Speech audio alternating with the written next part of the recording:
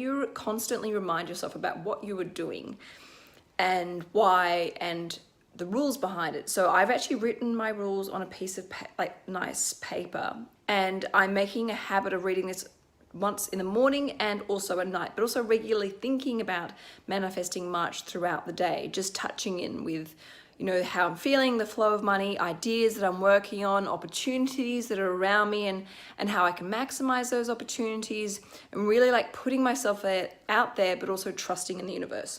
So if you're doing manifesting much, I highly recommend doing this because it's incredibly important. It keeps you focused and stops that any sort of toxic self-talk or language like creep into your world. Now, I've got a big meeting today. I'm really excited about the opportunity to meet with these people. I've been waiting for like 2 years to have this meeting, and I can't believe that it's suddenly happening, and it's happening now. So I really want to make sure, you know, the meeting isn't just about closing deals and stuff like that. The meeting is actually about me showing the value that I can add to these people. And that's what my biggest mission and my biggest passion behind that is. And hopefully if they see this passion and this commitment and, you know, my source of ideas and inspiration, you know, they'll love what I'm suggesting to them.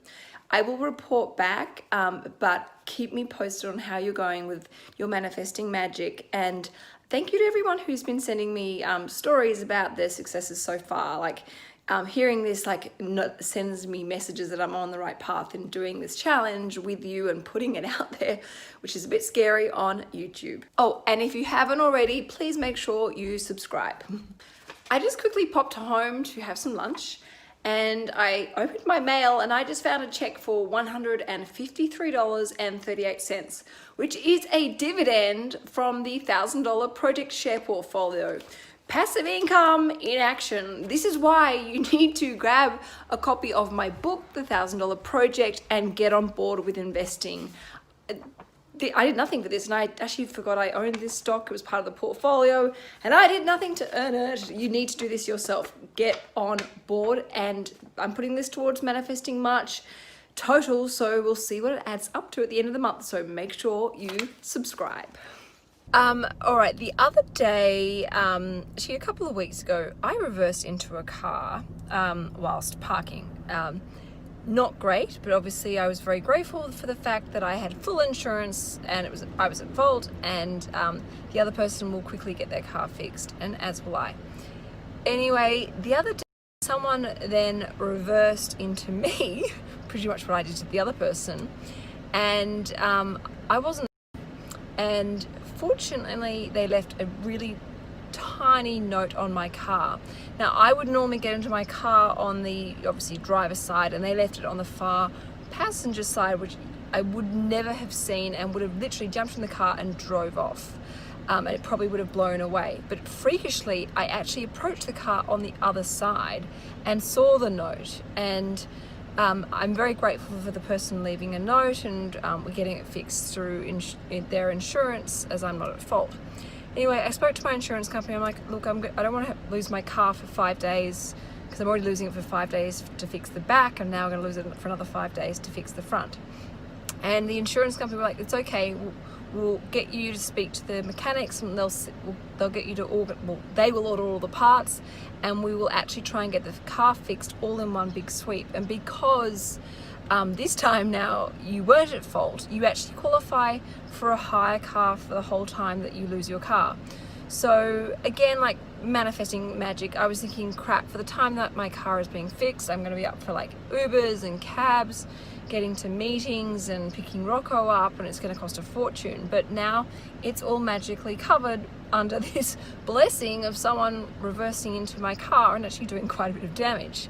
Anyway, look, at the end of the day, I'm so grateful for all of this. It's a little bit of inconvenience, but it could be so much worse. The person could have not left a note. I would have lost my excess, so my premiums would have gone up, and you know, it could have been a disaster. But this is actually out now, all worked perfectly. So again, showing faith in the universe. So I just deposited the check, best feeling ever, and I'm now going to immediately transfer $153.38 to the $1,000 project account, so that I don't accidentally spend it before it clears. Alright, so I'm running into a little bit of an issue with my love of minimalism. My shoes are wearing out. I don't have a huge shoe collection. It's very small and quite particular. And I absolutely love my shoes. I don't want to let them go, but they're starting to look a little bit tired and scuffed and worn out. Now, I take really good care of my shoes. I regularly get them resoled. I clean them. I don't leave them around. I put them away properly and neatly each night. However, because I don't have many, I wear them a lot and they're starting to wear out. Now, I've been taking a while to come to this terms. I have to invest in a couple of pairs of extra shoes to help spread the usage, but obviously not just buy shoes for the sake of buying them, buy them only shoes that I absolutely love. Anyway, a couple of weeks ago when I was having a play date with Rocco's friend, with her mum, the kid's mum who bought me beautiful banana bread, who was also doing Frugal February, she had the most amazing pair of Manolo Blahnik slides. They were stunning, really feminine, not too heavy or clunky. And she managed to find them on eBay for a fraction of the price. They were brand new, still in the box. Anyway, that night, I stalked her shoes and I found them online, and I couldn't find them in the black, but I found them in these amazing like leopard print, and they were gorgeous. And I love a little bit of leopard print, but I'm really fussy as to, you know, the print. It's got to be right the shade, not too heavy, and it definitely can't be tacky. It's got to be quite a stylish, chic leopard print. Anyway, I ummed and ahed about them. They were on sale. I was like, breathe, just because on sale, don't just buy them. But I knew they would go with everything in my wardrobe and it would match even one of my leopard print bags. Anyway, I didn't get it. And this morning I woke up and I was just like, can I just buy some new shoes? You're going to end up regretting it when you have to say goodbye to the shoes that you love. And you'll be annoyed that you didn't, like, you know, invest in a few pairs and spread the usage across. Anyway, I jumped online to just bite the bullet, go and buy them. And I couldn't find them. They were gone. And I was so annoyed at myself. And I was like, you always do this. You almost sometimes are too fussy or too indecisive. And then when you do decide to get something, it's already gone. Anyway, I Googled them. I found them again. And I found them at a further 20% off.